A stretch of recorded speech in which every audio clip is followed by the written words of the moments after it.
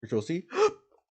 Hello, everybody. My name is Dylan. And today we'll react to video. So let's get down into it right now because we're going to be checking OSP. If you do not know who the hell that is, where the fuck are you from?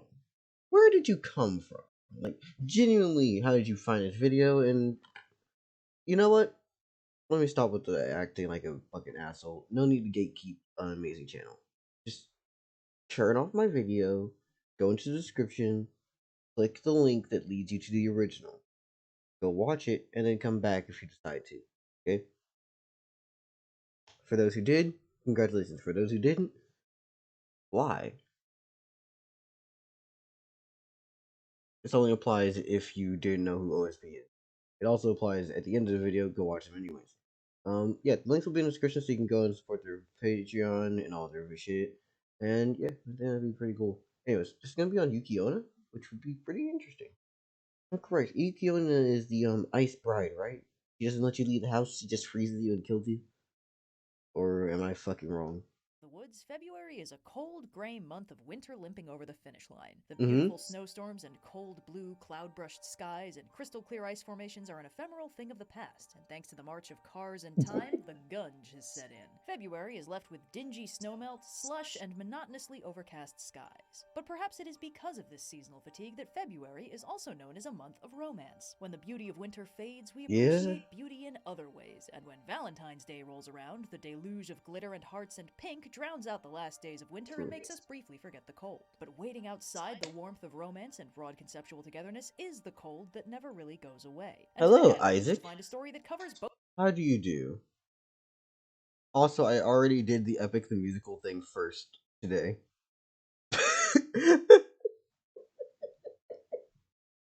Both sides of the Valentine season, the love and the winter. Today's festive folktale was translated from Japanese by Greek expat and prototypical weeb the new saga, and compiled in his 1904 book Quaidan, a collection of Japanese ghost stories published shortly before his death. Ooh. Allegedly, this folktale was told to him by a farmer named Nishitamagori as a local bit of folklore, but obviously that is a little bit hard to confirm. Still, that's better than a lot of turn-of-the-century folklore citation, and structurally this one does have a lot in common with other folktales in the region. So, with the... No, I don't. Wait. I like something, I go and watch it. Did you think that, this? No. I thank you for showing me the musical, but that doesn't mean I was ever gonna wait for anyone.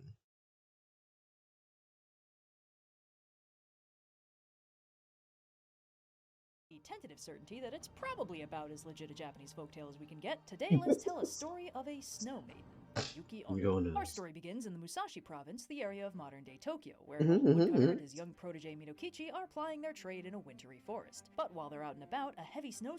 If you wanted that, you should have hit me up on Discord and be like, hey, can you, wait, the time was not there anymore. Oh, this is not good. A blizzard will kill you and not even... will kill you and not even notice? Not even a little? Am I tripping? Is the grammar weird? Storm blows in, and our intrepid heroes find themselves trapped on the wrong side of the river, far away from town, with nothing but an empty ferryman's hut to shelter them for the night, without even a place to build a fire. They tuck up as best they can, and while the old woodcutter conks out almost immediately, Minokichi stays awake for long hours, listening to the howling winds of the storm. But despite the circumstances, he eventually manages to get to sleep, which is Astro fucking boy. He wakes up to the door standing wide open, snow blowing into the hut, and a woman dressed all in white standing over his mentor, breathing a stream of ice and mist over him. Minokichi obviously finds this very distressing, and the nightmare only intensifies when he realizes he can't move, and all he can do is watch as the ethereal snow woman finishes her mysterious work and turns her attention to him. Even in this moment of... Wait, go back to read for the other one. Okay, sleep well. It's like, move. I need to live. I don't want to die. I think she's gonna give me a... Wait a second. Actually, what's the word? Yeah, you could brand people in the cold, right? Yeah, you can do cold brands. Never mind. I was like, what would be the worst thing that you just do? Chop off your dick. Yo, you want to get branded with a cold, circumcision of the entire shaft?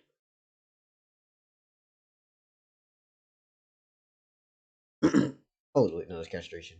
One or the other, and all something he like can do that. is watch as the ethereal snow woman finishes her mysterious work and turns her attention to him. Even in this moment, If I ask her if she's single, will she kill me faster or slower?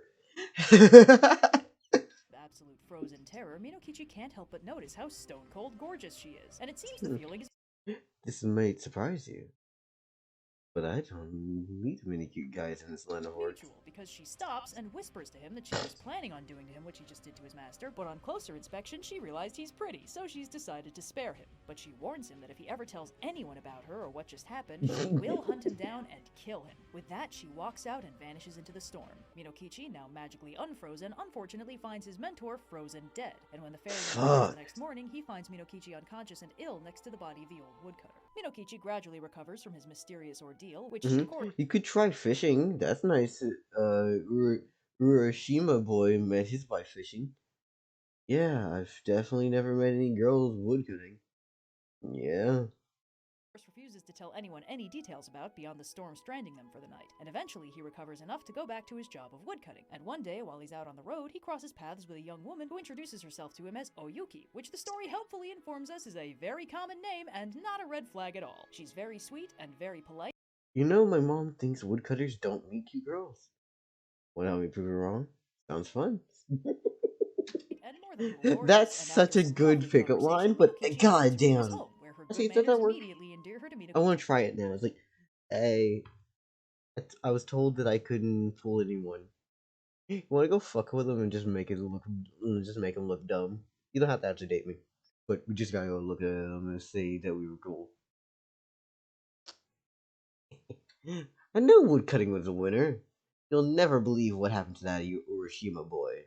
His mother and his son overall. Predictably enough, Mom. this meet cute blossoms into a romance, and shortly thereafter, a wedding. Minokichi and Oyuki share a beautiful marriage, and eventually 10 kids. Though some of the Oh. townsfolk note that Oyuki certainly doesn't look like a woman who's had 10 kids, and is just as ethereally young and beautiful as she was the day she arrived. Which is probably fine. Just good genetics, I guess. Nothing to worry about. One late night, after the children have been put to bed, Minokichi sees Oyuki sewing by the light of a lamp and is momentarily struck. In the pale, dim light, she bears a strange and uncanny resemblance to that half-forgotten stormy night so many years ago. He says as much, and when she asks him what he means, he tells her about the dreamlike encounter he had with the deadly Yuki-Onna that killed his mentor, the only thing he's ever seen that matched the beauty of his wife, but in such a strange and unearthly way that he found it utterly terrifying. Now, we may recall that the Yuki-Onna told Minokichi that if he ever told anybody about that night, she would find and kill him. And because Minokichi seems to have forgotten that, Oyuki helpfully reminds him of what she told him all those years ago. The wind kicks up, and Oyuki begins to dissolve into snow, telling Minokichi that if it weren't for their children sleeping in the other room, she'd be true to her word and kill him then and there. And if he ever fails to be a good father to their children, she'll be back to finish the job. With one Oh. Wait, so it even applies to her? That's bullshit.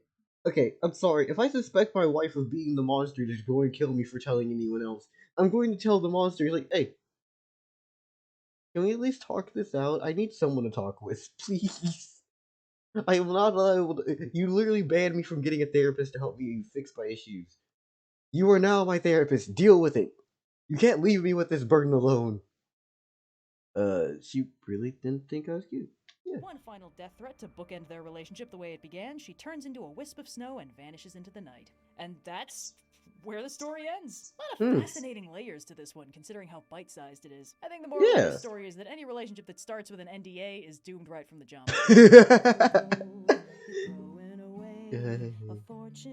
Ooh, red singing. You're as cold as ice. You're willing to sacrifice our love. Don't you know my way? Don't you know my... Anyways, everybody get down into the description. Support the original motherfucker on this because I swear, red does do good job, blue does do good job, and OSP in general is just an amazing piece of work put together by two motherfuckers and a good chunk of other people because I'm pretty sure there's other people who are helping on these videos because I swear if they have to do this alone, this is going to be annoying as hell. Please make their life, please hope that they make their lives easier. Yeah, I think that's overall it. And I hope everyone's having a good day and goodbyes and all that shit. Pizza. Oh yeah, the links in the description if you want to go support, like, comment, subscribe, and do all usual YouTuber shit for them. As for me, you can do so if you feel like it because you liked the video, you enjoyed it, right? Oh no, you enjoy it, like the video. Comment because you got something to say. Subscribe because you think that I am worthy of your subscription and somebody that you think you want to come back around and support. Thank you very much if these things are true. If it is not, maybe you can see another video of mine and I can change your mind about me. You help me. Ew, that sounded so fucking fake.